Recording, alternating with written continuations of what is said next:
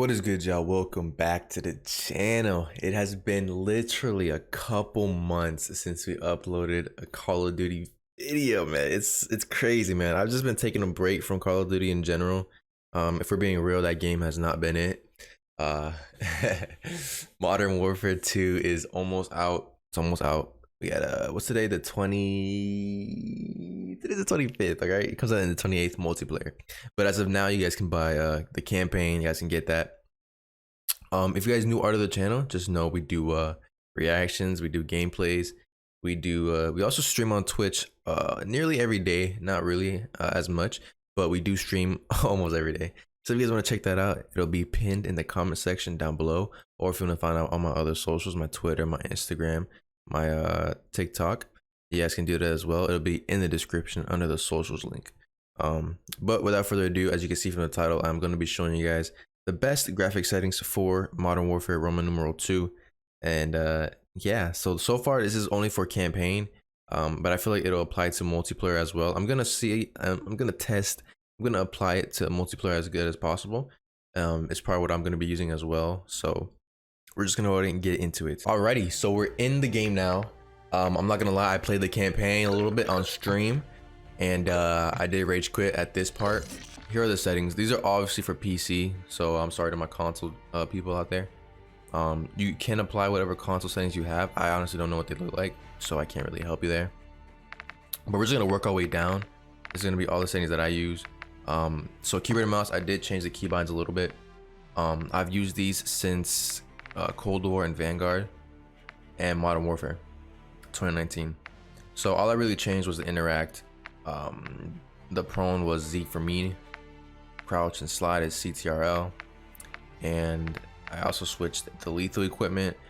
In campaign, I kept literally throwing my grenade when I attempted to open a door or something, and I haven't killed myself yet from that, but I've been close. It's pretty funny. So we also have the ping. I switched that to C. It was crouch before, and I think that's pretty much all I changed there. It wasn't really much. There was a setting where you can apply automatically the settings from Vanguard to this game, and obviously, you know, Call of Duty, you know, it didn't work. Nothing new, not surprised. And controller, we're gonna skip this. We don't play controller. But we're gonna go ahead and go to graphic settings, and this is a lot of shit that I changed here. So first of all, you know, display mode. Unless you're a streamer and you like to move to tabs, borderless is part of the way to go. But exclusive does make your game its primary workload. So, you know, if you do go to exclusive, just know when you tab out, it's gonna close out the game. Not gonna close it, but it's gonna tab it out, and you're gonna be able to move to your second monitor. But if you get borderless, you're gonna be able to just move your cursor to the other side of the monitor and work from there. But you know, I'm gonna use exclusive, even though I do stream. Also, make sure you choose your right monitor with the highest refresh rate. Display adapter, make sure your graphics card is selected. I'm using the 2080, by the way. 8 megabytes of storage on it, or whatever you want to call it. The screen refresh rate, make sure it's its max. Display resolution, I use a stretch res of 1750 by 1080. You can also use 1920 by 1080, or 1600 I think by 1080. But 1750 it's like a sweet spot for me. It's not too stretched, and it's just the right amount. I've tried going back to 1920, and it literally does not feel right at all. Dynamic resolution, we have that off. Aspect ratio, I do that on automatic. Usually sometimes changing this will mess up your stretch res, so I just leave it as is. VSync you do want off. If your monitor supports VSync, then you can go ahead and turn that on. But if you see a lot of hitching or like this, as you can see, it's not even lined up correctly, turn it off. I keep it turned off. My monitor does not have VSync. The VSync menu, turn it off, no point. Custom, this also must be changed. As default, this was already I forgot what it was, but it was way too high. I think it was like a 120 or something like that. But as other games go, other CODs, it's usually gameplay custom frame rate. You can usually put it at max, but I set it at 250. I don't really get that much frames, but it's not completely maxed out. Menu custom, you want it at 60 or 30, and then autofocus 30. What else? All right, display gamma. If you're using a TV, you can try this one, but monitor sRGB. Brightness, that's your personal preference. In person, you won't really see this off screen. Focus mode, we have that on off. High dynamic range HDR. Unless your monitor supports HDR, you can keep this off. When I turn it on, it dims my whole game, so I don't really like that look, so I turn it off. Quality, custom for sure. You wanna set it to your own personal liking. Render resolution, you want this always at 100. If you're suffering from frame loss after using all these settings, you can bring this down a little bit, but just know your quality will go down in game. So that's really up to you. Let's see what else we got. Upscaling, sharpening, fidelity, FX, cast. Just leave that as is, or just use these settings right here. And anti-aliasing, not really much of a difference when you're playing a multiplayer. So we're gonna keep this at filmic SMA 2 or T2X. You do have this other option here. If you don't know what these are, you can just read them. Reduce perceived jagged edges. So like I said, you can't really see this when playing multiplayer. You're focused on the players and not your environment, although you do want it to look good sometimes. But that's pretty much it. Also, if you do record YouTube videos and you do see a lot of lag in your OBS or streaming when you're streaming, it's usually going to be because of this game. So if you see up here, you have your RAM that it uses. If it's like up here to its max, then there's a likely chance that it's because of the game. So you're gonna have to want to lower your video settings until it's like low enough to the point where your game is smooth. So video memory scale, keep that at 85. Anti-aliasing quality, you get that on high. Ultra quality, I don't really know if that's a thing or if you'd want that. Like I said, it doesn't make a big difference in game. So you want to say either normal or high. It's your option, your preference. It's always depending on your PC specs as well. Just know that. So texture resolution, as you can see, this does make a big difference. This looks awful, and this looks pretty crisp. So normal or high, as you can see, it makes a big difference in your VRAM. You can just literally go back and forth with it. I think I'm gonna keep this at normal, matter of fact. Apply that. So texture, filter, anistrophic, keep that on high. I mean, you can't really see a difference as well, so maybe normal is the way to go. Nearby level of detail, high. Multiplayer, so it doesn't really matter. Distant level of detail. So this basically means set the quality of distant objects. Keep that on high. You never know.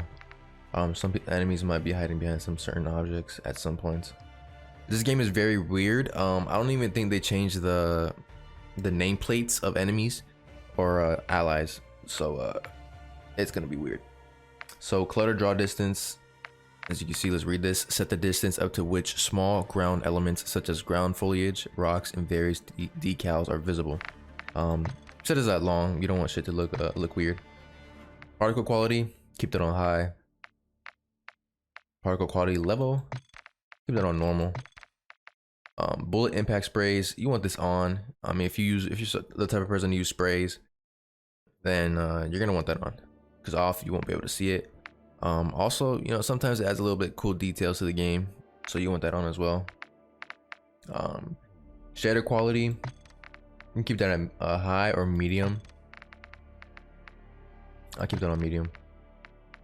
Shader optimization, I just wouldn't even bother messing with this one. Tessellation, I keep that off. It's not really a big difference for me to make, so I'm just gonna leave it alone. Keep it off, actually. Terrain memory, we keep that on a minimum. As you can see, it says set the allowed memory size for distant terrains, textures. Not really a big difference for me. Minimum. Let's see. On-demand texture streaming off. Streaming quality, keep that on normal. The max is normal anyways. So volumetric quality, keep it on low. Deferred physics quality, low is okay. As you can see, it means set the physics quality of water. So when you swim in the water, you basically see those little water waves move with your body. That's basically what that is. I mean, you can just know it doesn't really make a big difference. especially in multiplayer. In campaign, it might be a little different for you. It really all just depends. And where else are we at? Where are we at?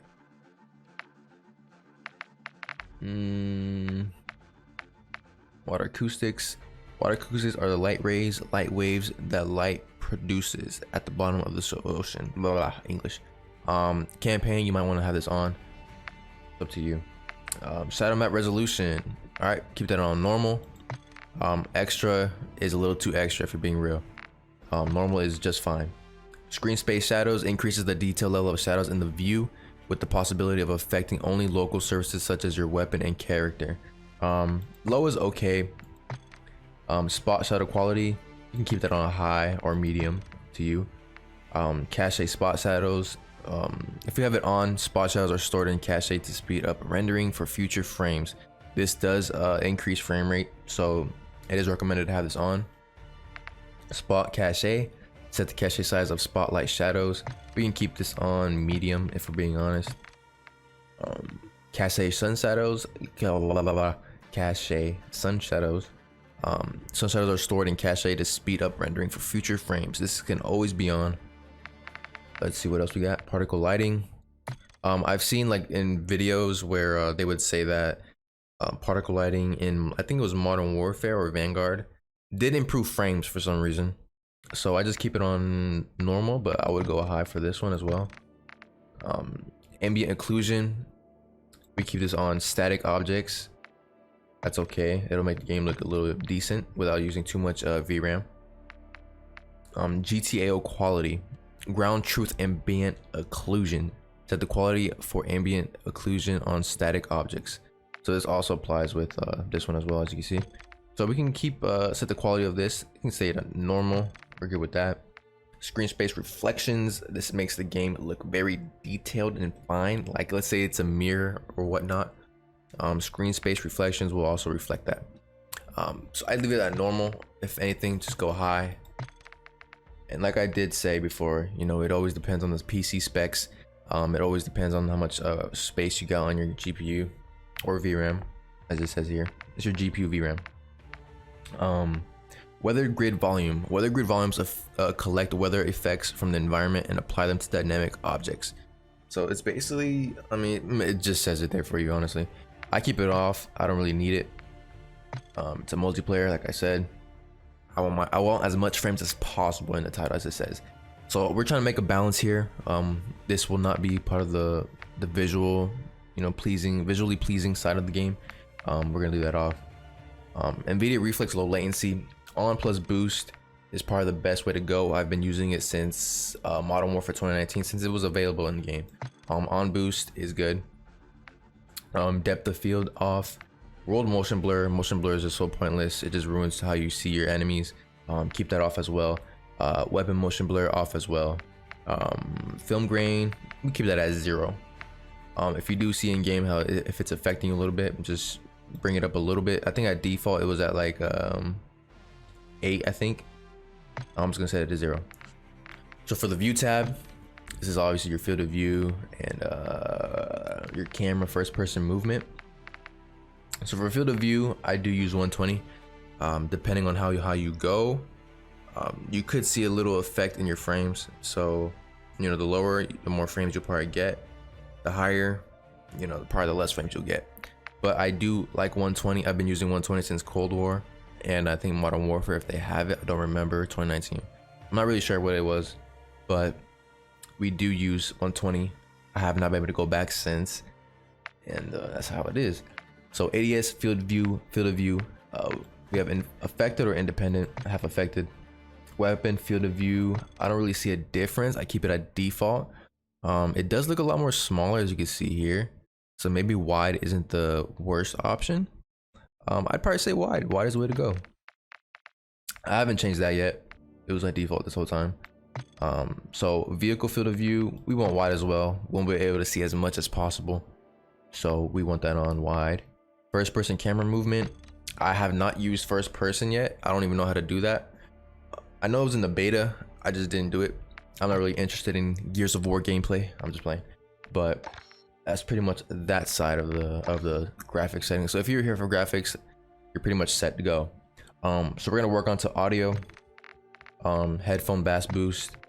You either want headphone bass boost or just regular headphones. Master volume, I keep it at 90. I use a Blue Yeti with my headphones, so it's a lot louder for me. So I do have to lower it a little bit. Music volume, I'm not too interested in that. Don't really care. Dialogue volume, that's when they speak to you. Let's say you got a nuke incoming or whatever the sound they say or whatever they say. This basically affects that. Effects volume, it's your environment. Footsteps, I think it is. I feel like they should use footsteps for master volume as well. The fact that it's different, it just annoys me. Hit marker volume, keep it at 70. Don't need it too loud, not too low either. Mono audio, you just audio is split between left and right audio channels to provide directional sound. This actually should be on. I don't want to have it off. 1.0 is good. Let's see what off means. Left and right audio channels are merged and the same sound is sent to both. Okay, yeah, you don't want this off. You definitely want that off. I said subtitles. Subtitles default. You can leave it alone. If anything, you can turn it off. All off. I don't really need that. I'm not deaf. No offense to my deaf people. You probably can't even hear me right now. Oh wow. I went there. Subtitle size default. These are usually for campaign. If anything, you don't really need it in game, unless you're deaf. Then yeah, obviously. Voice chat. You're gonna use your microphone. You can test it if you want. Auto connect at match start. Lobby, you can use that lobby. Mute yourself when connecting. On. Actually, no, I'll get that off. Juggernaut music, it's up to you. Hit marker sound effects. I haven't heard the other ones, so I'm just gonna leave it at Modern Warfare. And reduce tinnitus sound. What does that even mean? Tinnitus sound from concussion and flash grenades. So okay, yeah, I'll leave that on. I'll leave that off. Okay. Now let's go ahead and move to interface. These are all okay. I did change the color of my enemies. I don't know where that's at though. It's here somewhere. Player names, vehicle earn, telemetry. You can just copy all these if you need help. I'm trying to find where my teammates' colors are. As you can see here, you have import settings. This shit does not work. It's locked. I don't know why. I guess we gotta wait for the official multiplayer to come out. But if you have used other settings here, then you're gonna have to wait and just apply it from your old games. I might do that. I don't really know, because these are different settings, some of them, and I don't want it to reset, so I don't know where they're gonna be at. Dismember and gore effects on. Come on, not to be scared. Let's see what else. Quick settings. I'm trying to find the teammates, allied colors, and all that. Where is that at? All right, I found it here. Color customization. These are my preferences. These are my settings right here that I use. I don't remember what I had on Cold War, but I was pretty satisfied with that one. You aren't able to change this in Vanguard. Vanguard, you guys suck for that. So me and my teammates are just a solid blue. We got a light blue and a dark blue. Party also the same blue. Enemy, I do keep at pink. It's a lot more visible for me personally. But that's just me. Neutral, that's just regular points that haven't been objected or taken. And contested, I feel like that should be red. I'm gonna put red. And I think that's pretty much all that's right there. If you want to change the palette color, you can. But default looks a lot more vibrant to me and is the color I want.